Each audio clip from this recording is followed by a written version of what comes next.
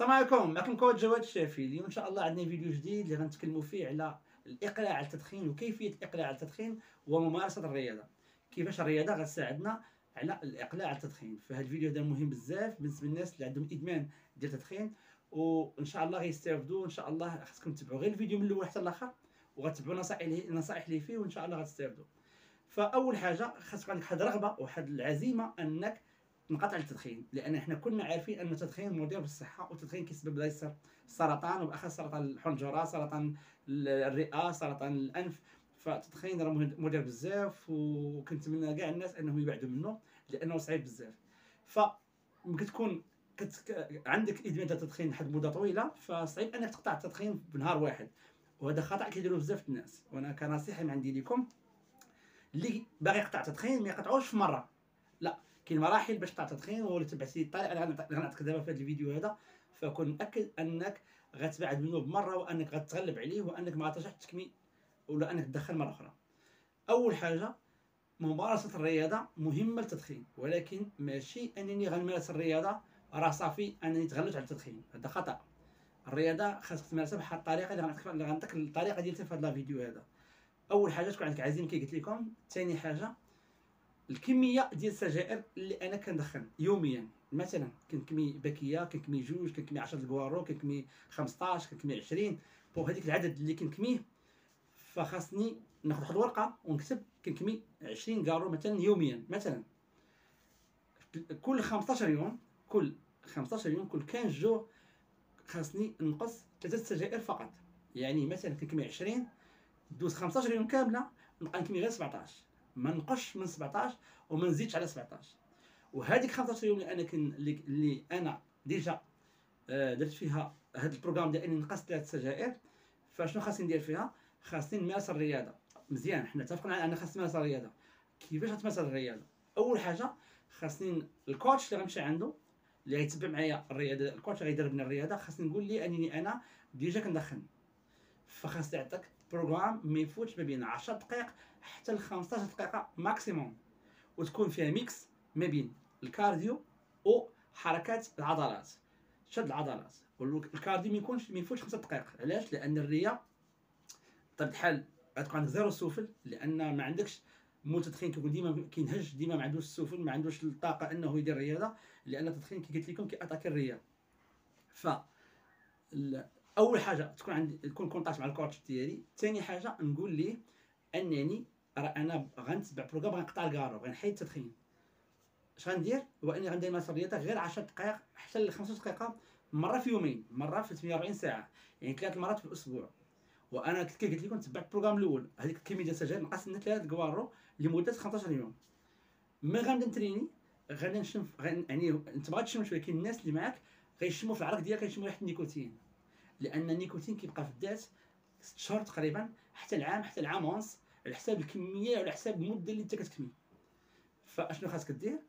ما تكون تمارس الرياضه، ضروري تشرب كميه الليمون بزاف وتاكل خضره بزاف، وفي الليل تحاول تشرب الحليب باللويزه ولا الماء باللويزه. علاش؟ لانه غير خير الدم، غير خير الدوره الدمويه. يعني ما تفيق الصباح ما تفيقش محتاج النيكوتين، غتفيق انك انت باغي تكمي، غتفيق انك جيعان باغي تاكل. والماكله ديجا اللي كيكونوا يديروا اللي عندهم ادمان ديال التدخين كتكون عندهم الشهيه قليله، فالنتيجه انك غادي تنقص من الكميه ديال التدخين وغادي تمارس الرياضه، كون متاكد انك غادي تفتح لك الشهيه ان شاء الله وغادي تاكل. فهذيك ال 15 يوم الاولى غتبقى تمارس الرياضه بروغرام خفيف، واونطون نقصي 3 كوارو وكتكمي الكميه اللي نقصتي. مثلا 20 كتبقى تكمي 17، ما تقولش لا انا تغلبت غنكمي 4، لا، غتكمي 17. علاش؟ باش ديالك تبقى تعطي هذاك الشيء اللي محتاجه من النيكوتين. غدوز 15 يوم غنقص 3 كوار اخرين، يعني غتولي مثلا عندك 20 نقصتي 3 ولا 17، دابا غتولي عندك سميتو 14 كوار غتبقى عندك، نقصتي 6 كوار. الرياضه غيتزاد 5 دقائق في الرياضه، يعني كنتي كتريني 10 دقائق حتى 5 دقائق، غادي تريني 20 دقيقه حتى ل 25 دقيقه، وبنفس الريتم. كارديو تقسم كارديو 10 دقائق، والغاز يبقى حركات ديال العضلات. علاش؟ لان الريه بدات كتفسح، والنيكوتين عندنا حنا بدا كيخرج في العرق، يعني بدا كيخرجوه. منين كيخرجوه؟ وثاني حاجه متبعين بروغرام، انا كنشرب الليمون بزاف، كناكل الخضره مزيان، كندير حليب اللوزه كل ليله باش الدم ديالي يتقال ما يبقاش يضرب بزاف. فهاد الشيء غيساعدك بزاف انك تخلص من التدخين وغتخلص من الادمان على التدخين بواحد الطريقه اللي هي سريعه بزاف. لقيتها ما غتكمل 15 يوم ثاني، يعني كملتي شهر، داك الساعه غادا تنقص، ماشي كل 15 يوم، غادا تنقص كل سيمانه 2 سجائر. علاش؟ لان ديتي شاد الريتم ديال السبور، وليتي مولف على الرياضه ديجا، ولفتي واحد البروغرام انك وليتي كتنقص الكارو، فهاد الشيء كامل بسيكيكمون وفيزيكمون وليتي موجود انك غادا تنقص التدخين ان شاء الله. في الشهر الثاني غادا تكمل، في السيمانه الاولى ديال الشهر الثاني غتنقص 2 سجائر. ما غتنقص 2 سجائر غتبقى بنفس الريتم ديال السبور، وغتزيد فيه 5 دقائق، يعني غتولي عندك ما بين 30 دقيقه حتى ل 35 دقيقه ديال الرياضه. الماكله غتبقى كي قلت لك، الماكله خضره بزاف، نشرب الليمون مزيان، حليب اللويزه مزيان. لقيتها ما غتدوز الاسبوع الثاني في الشهر الثاني غنقص 3 الكوارو ماشي 2، وغنبقى نفس، وغنزيد ثاني 5 دقائق في الرياضه. الاسبوع الثالث في الشهر الثاني غنقص 4 كوارو ماشي 3. غنبقى كل سيمانه كنزيد كارو، تولي غادي كتزاد عدد، و ان طون كنزيد 5 دقائق حتى 10 دقائق في الرياضه. ما غيجي نوصل تقريبا شهرين حتى 3 شهور غنلقى راسي وليت كنكمي كارو واحد ولا 2 كوارو. هذيك الساعه اشنو غندير؟ ما نقطعهمش خطره، لا، غنبدا نكمي كارو اليوم، الغد لا، كارو نهار اخر، الغد لا، الكارو دوز يومين ونكمي 3 ايام لا. علاش؟ باش تبقى العطيتي غير شويه نيكوتين، غير شويه شويه شويه، لان غادي نحس في ديك الشهر الثاني غادي تحس بان الالم ديال الراس، تحس بالشقيقه. فهاك الشيء باش تغلب عليه غتغلب الطريقه انك تبقى تاخذ غير شويه جرعه صغيره ديال النيكوتين اللي غتخليك بحال اللي انك تخفف الالم ديال الراس، و ميم طون ذاتك ما بقاش كتبغي، ما بقاش غتحس بان هذيك ريحه الكارو غادا تشمها، غادا تحس بالمذاق ديال الكارو، غادي يجيك خايب. فهذاك الشيء كامل غيجيك من بعد شهرين، لانك تبعتي البروغرام ديال السبور من الاول وتبعتي البروغرام ديال الماكله اللي قلت لك عليه.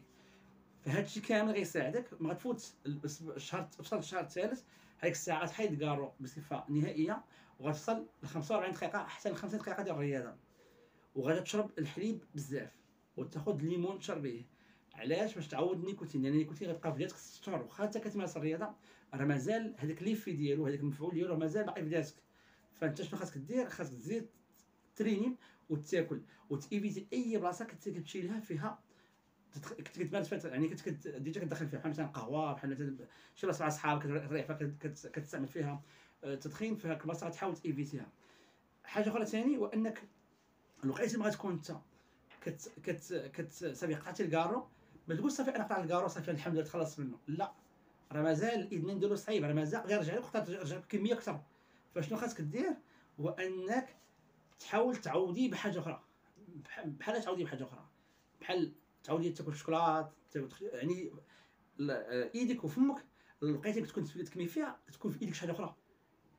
مثلا خشي بونبون في فمي، خشي شي حاجه اللي انا غادا تنسيني الكارو، لان العامل النفسي كيلعب 70% 80% في الاقلاع عن التدخين.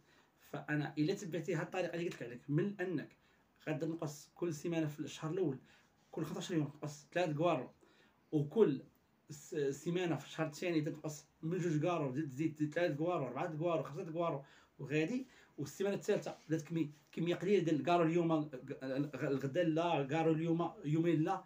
هاك الساعه غتولي انت عندك حد الاراده، وعندك حد القوه وحد العزيمه، انك انت وليتي كتحكم في انك انت ماش تكمي صافي، غتولي انت اصلا كتشم ريحه الكارو في ناس، عندنا ناس كيكميو، وهذه نقطه ايجابيه. فراه اول حاجه غترجعك الشهيه، ثاني حاجه غترجعك حاسه الذوق، حاسه الشم.